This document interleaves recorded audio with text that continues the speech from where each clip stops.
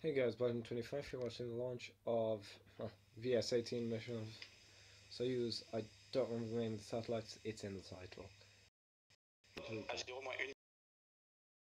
minute to launch. We are orbiting the fourth batch of satellites in the O3b constellation, O3b which 13 and 14, Thales Space built for SES networks.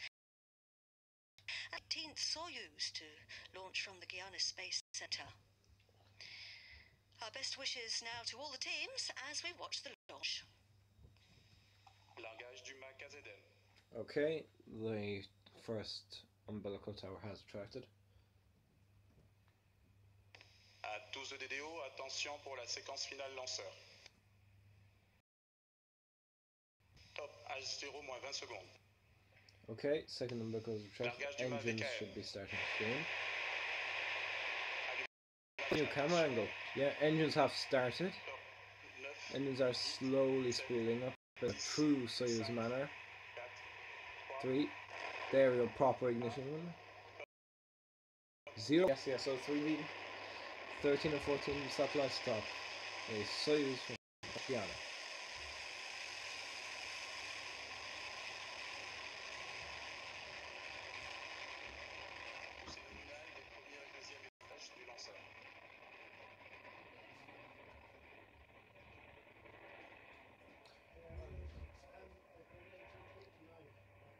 Okay, T plus 30 seconds.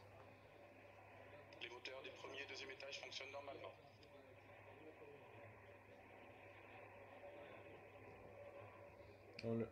Yeah, the weather's actually fine. Bonne stabilisation du lanceur. Fast. Wie dat was up. Thanks, Fred. Okay, approaching 1 minute into flight. That's a very good coverage they have so far of the launch.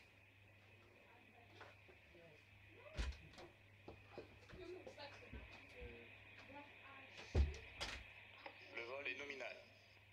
I presume that means everything is normal. Beautiful pictures there in the clear blue sky above the Guiana Space Center. I over the believe Amazon vehicle is going rainforest. supersonic while judging by Soyuz the blazing contra. a trail. Alright. Range operations manager is telling us that everything is going according to plan. Everything's nominal.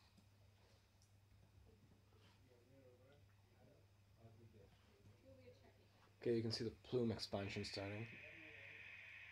20 or 30 kilometers up, that's approximately 3 times higher than most commercial airlines. Propulsion of the first stage is nominal. Our altitude, bottom left, 36 kilometers above Earth. Our speed coming up to 2 kilometers per second.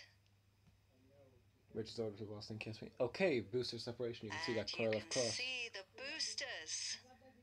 That famous curl of jettisoned. cross. See how they twist and turn. What are the plan? We have confirmation there of separation, and we saw them. We don't need them anymore. Boosters can fall away. We're shedding weight. We're burning the core stage now. The block A burns for nearly 5 minutes.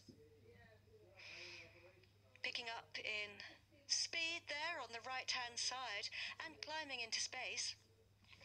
Right now we are 78 kilometers high and getting closer to what we call the Kármán line.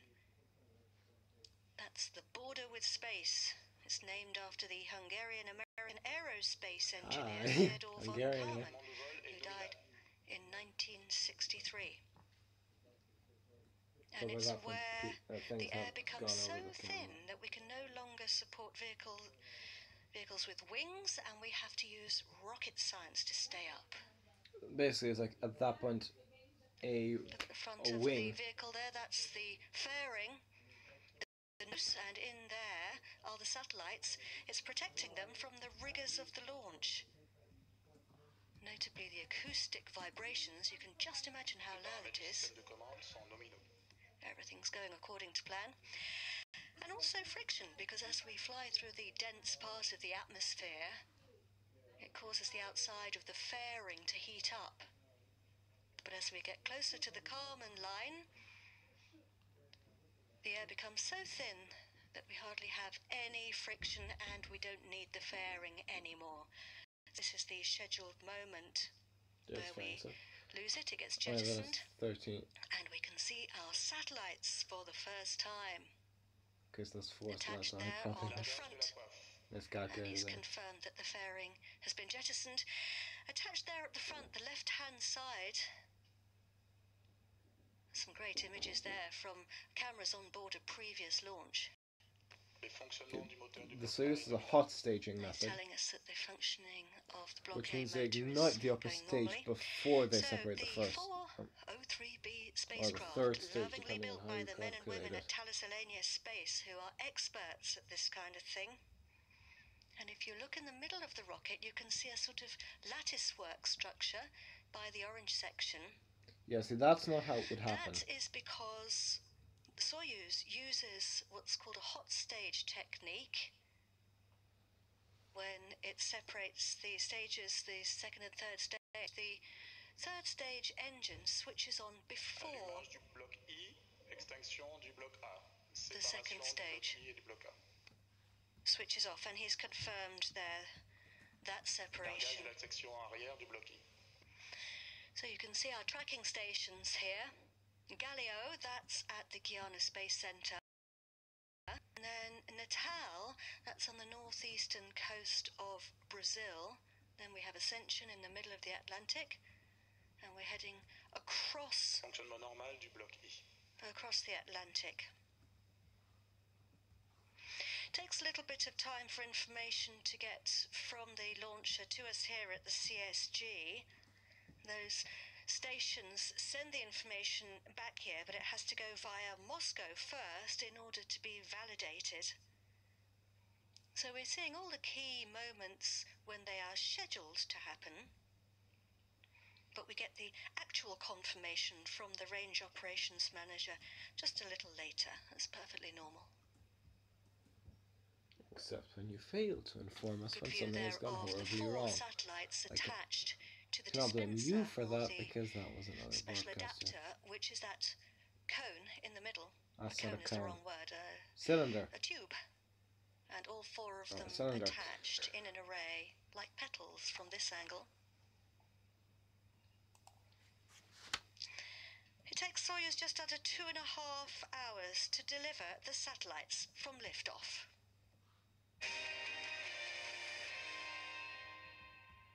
This mission will comprise several steps, the first of which being the 3-stage Soyuz flight.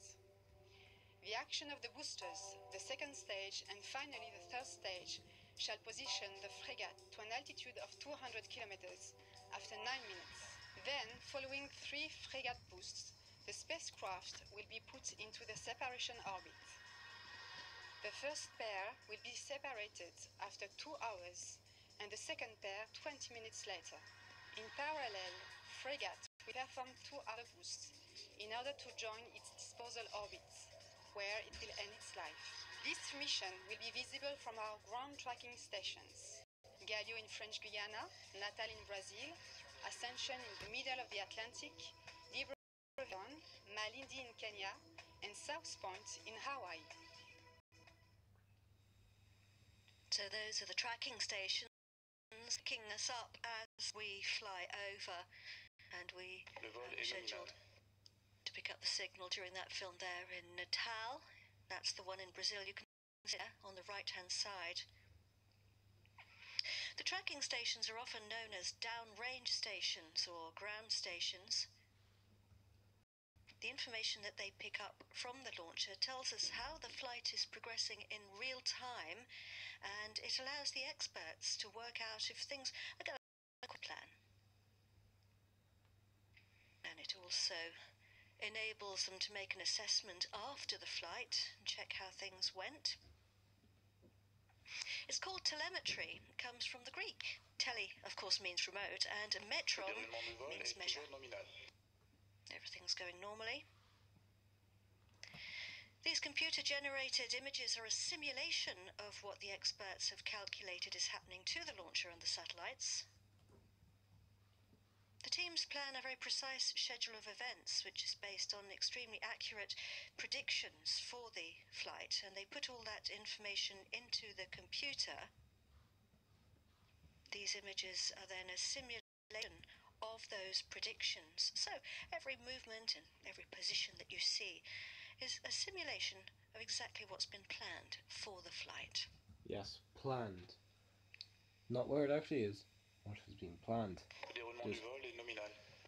He's telling us that everything's going The according frigate to should plan. separate soon. You can see there, this is the scheduled moment for the third stage to shut down its Separate, engine. and fairly soon the We're frigate really starting will the ignite. next phase now of the journey. The upper stage is taking the wheel. It's called frigate, Frégate. and it's That's the correct. intelligent part. The powered stage Inspection of the du flight bloc I, séparation de l'étage frégate. is over, and that's been confirmed. And frigate has the rather more subtle job of delivering the satellites to a specific orbit and separating them.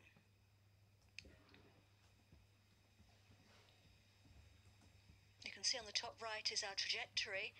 That's the planned trajectory, and the white cross is the actual position of the launch vehicle. Right now, frigate's getting ready to switch its engine on for the first ignition. There it goes. This is the scheduled Allumage du moteur moment. frégate.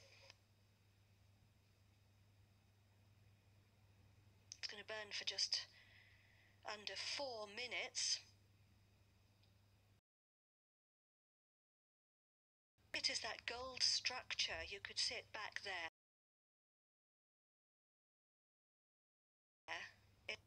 It's a group of 6 spherical links which are organised in a circle.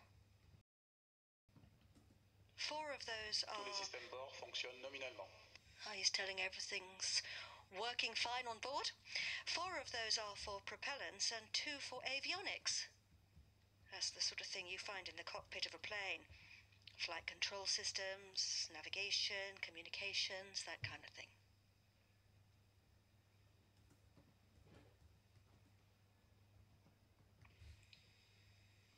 And frigate was originally designed as an interplanetary probe. It was adapted to fly on board Soyuz, and it can switch its engine on and off up to 20 times. Which would have So been it can useful for take an its interplanetary passengers probe. pretty well anywhere they need to go. And that makes Soyuz ideal for launching constellations like today. And of course, with all 3 rockets here at the Guiana Space Center, Arianespace can launch any satellite to any orbit. And this was 12 minutes ago. Superb liftoff there.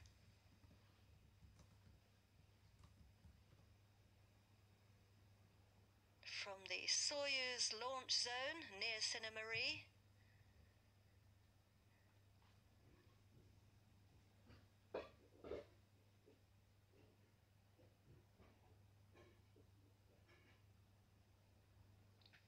Today, frigate is scheduled to perform 3 burns before separating the satellites. This is the first one.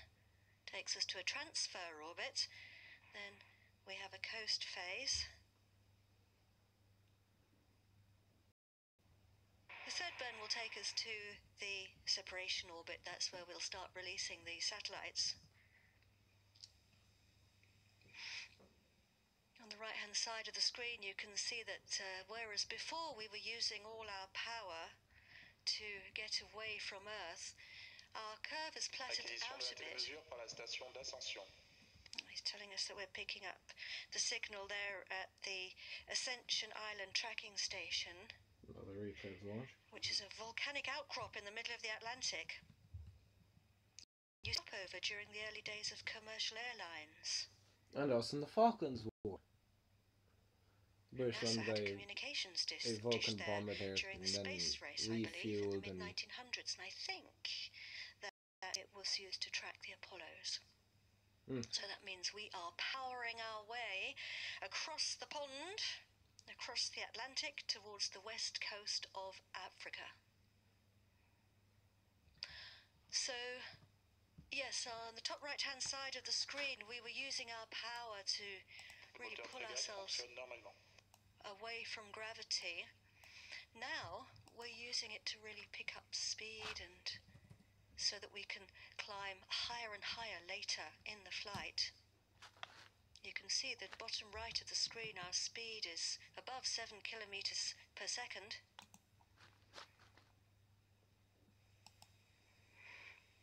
This is our scheduled time for the frigate upper stage to switch its engine off. The onboard computer sends the command when it is that the upper stage is in the right orientation, at the right speed, the right altitude, that sort of thing. So we're now in what we call a ballistic phase. This is going to last for about 8.5 minutes, and it means that we're travelling without propulsion. We're travelling high enough and fast enough to cruise without the engine. Certainly saves on propellant, and it's important because it optimizes the conditions of the flight.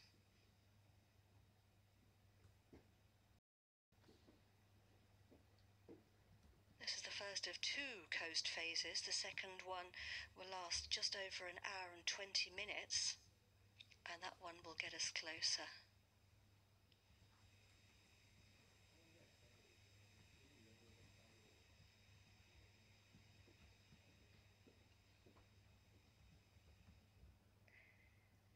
The O3b constellation has so far consisted of 12 satellites. After this I shall pause. Welcome to Kourou for BS-18, the first I will Soyuz probably only launch show of the final the plan Gala and then the Space Center. separation of the satellites. Following the successful launches of the first 12 O3b satellites, the Soyuz STB launch vehicle will deliver into medium Earth orbit the next 4 O3b spacecraft. The fleet of O3b satellites orbits the Earth in a circular equatorial orbit at an altitude around 8,000 kilometers. It provides mobile phone and internet connection. Yeah, that's clearly the allure of the quantum class. Yeah, not the allure. The quantum class of ships. That's Royal Caribbean. New 4 satellites, each weighing 700 kilograms, have been slightly modified to increase their performance, thus enabling SOS to offer more capacity and a greater reliability. We would like to thank TAS team for the great job that we have carried out together throughout this program, and of course SOS for the continued confidence they put in Arianespace and its fleet of launch vehicles, and we look forward to seeing you soon for the launch of the next 4 satellites to this constellation. Indeed, and SES will be launching another 4 O3b satellites with Arianespace. That's going to be in 2019, and that'll bring the constellation up to 20. So let's pause the video here until we get to the second ignition. SES is a world-leading satellite operator. They have more than, and I believe that the tracking station has been there since 1994. My understanding is the German Space Agency set it up as a mobile tracking station. It could be moved to other areas, but it's proved to be so useful that it's remained in Gabon as a permanent station. And the teams there are tracking us right now. You can see on the top right hand side we're going to soon start really coming into space, so you can keep your eye on our altitude. Down at the bottom left there you'll see going up and up. Frigate upper stage is getting ready to switch its engine on now. For the second pre-burn phase, basically it puts its foot on the accelerator and gives a burst of thrust to push the fluids back into the tanks. And here we have the scheduled ignition. The ignition, which lasts for 8.5 minutes, roughly.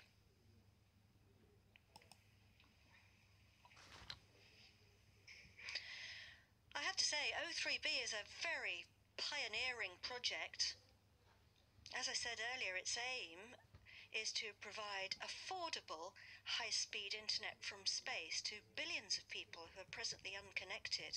And I think it's fair to say that we often take broadband for granted. But actually, it is a privilege, and now that privilege is extending around the equatorial part of the globe thanks to the O3b satellites. And of course, Arianespace is delighted to play its part in helping to reduce that digital divide. It's launching all of the satellites in the constellation. So how does O3b do it? The satellites, how do they do it? Well, a bit of history. O3b came from a big idea originally when the founders were trying to lay cables in Rwanda. To connect them, very challenging. And they connect using satellites.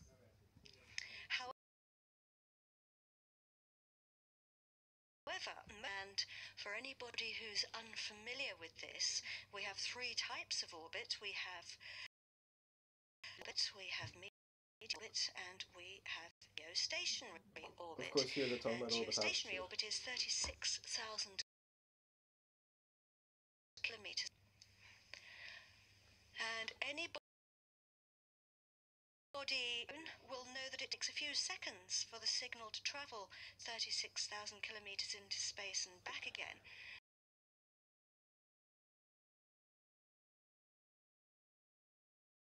The O3b founders decided to put their satellites closer to Earth, in medium Earth orbit.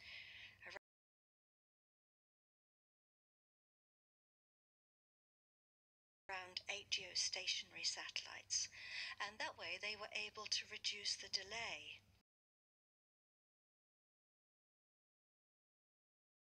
As fiber from space, because they give customers that low latency connectivity to the kinds of speeds that you get from fiber on Earth.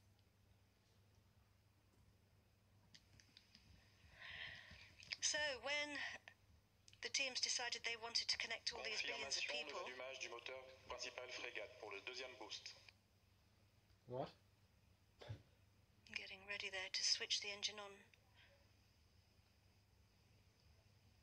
Oh, the engine For the next boost. So they decided they needed an industrial partner, and that partner is Thales Alenia Space. The men and women at Thales Alenia Space are very experienced at building constellations. And they drew on that know-how to create innovative technology for O3b. And they too had to think outside the box when they designed the spacecraft. For this latest batch, they've increased the performance. Here is the CEO. Ta-da! Talking about a bit too early. When the first batch of O3b satellites lifted off in 2013, it was a decisive moment. It was the beginning of a new era in space. It opened the way to constellations in medium and low Earth. It opened the way to fiber in the sky. At Thales Alenia Space, we supported O3b's exciting initiative from the very beginning. Now, here we are 5 years after first launch, sending this fourth batch into orbit to feed the constellation, making scalability a reality. These 4 new satellites will provide even more capacity and flexibility to O3b's customers. At Thales Alenia Space, we are very proud of our outstanding partnership with O3b, and we value the special relationship we have developed over the years. Today is important for all of us, and especially for SES Networks, who are continually expanding their business. We are fully committed to helping make this constellation a great success. Our congratulations to all the teams, and our warmest thanks to SES, first in Thales Alenia Space.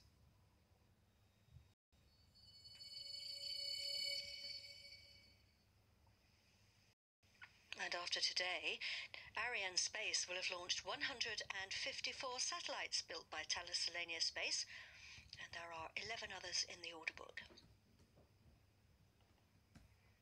During that film, we were scheduled to pick up the signal at the tracking station in Malindi, in Kenya, on the east coast of Africa. So we're heading out now over the Indian Ocean, and our flight path takes us towards Southeast Asia. So we should be flying over the Seychelles and the Maldives, those beautiful jewels in the Indian Ocean, out across Indonesia, Papua New Guinea, and across the South Pacific, back towards the west coast of South America. We will have done a full lap of the Earth in a...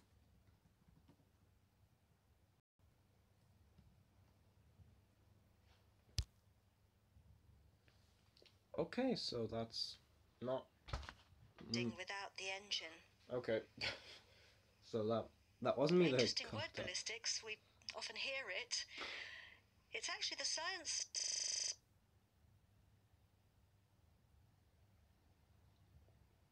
Что?